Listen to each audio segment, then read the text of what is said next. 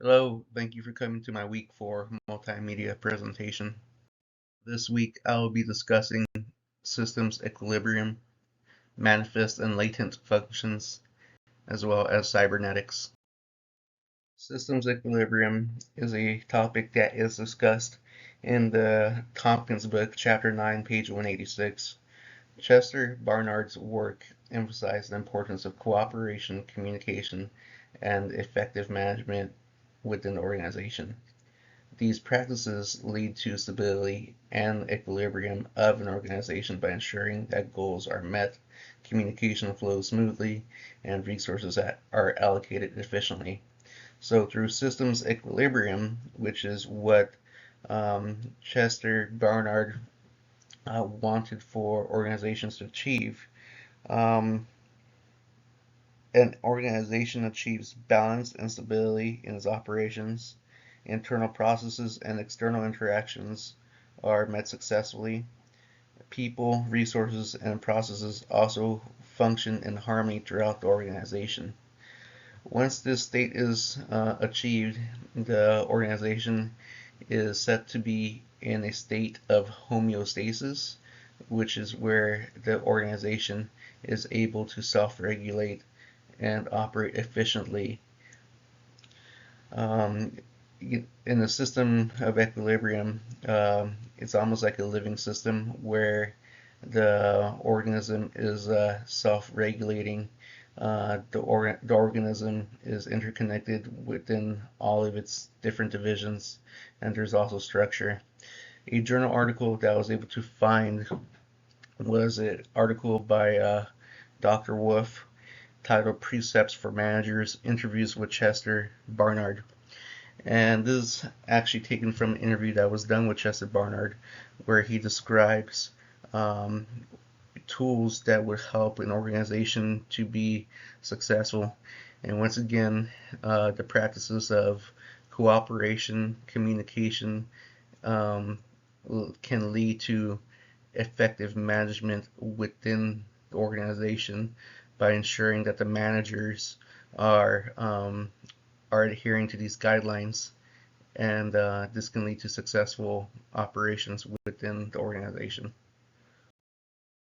Manifest and latent functions is discussed in Chapter 9, page 214 of the Tompkins book. Robert Merton began to write within the topic of sociology in the 1930s. One of his essays was Manifest and Latent Functions. Manifest and latent functions distinguish between the intended and unintended consequences of social structures and institutions.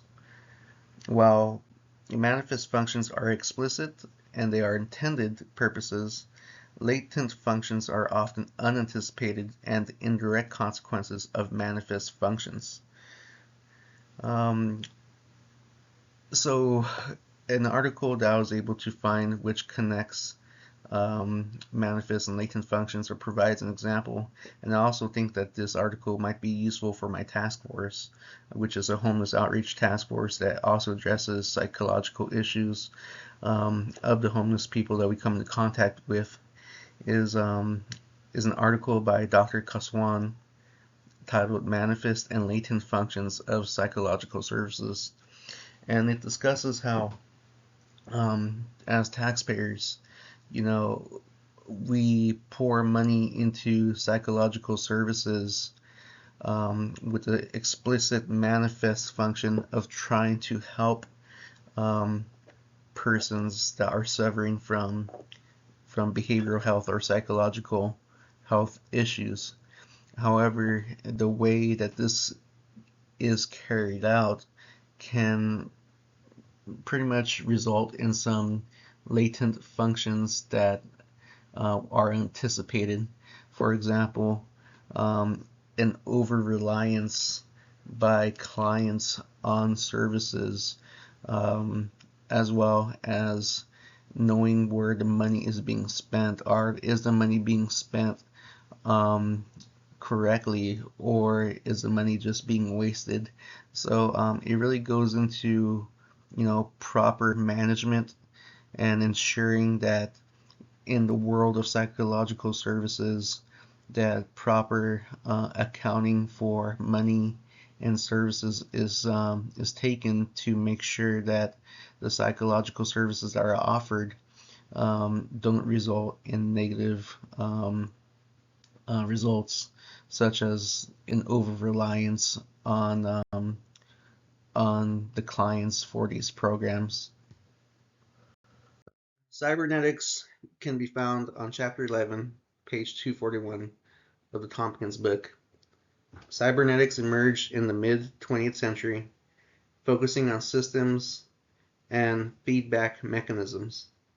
Cybernetics seeks to understand and analyze systems by examining how they are organized, how they function, and how they interact with their environment.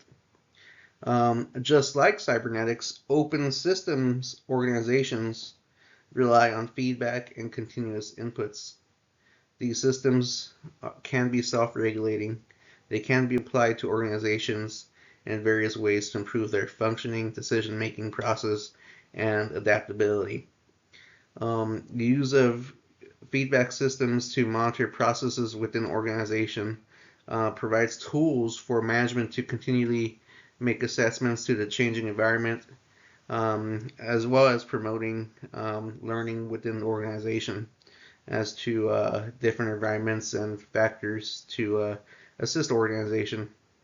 An article that I found which relates to this topic is titled Importance of External Analysis in Development Strategy of Organizations.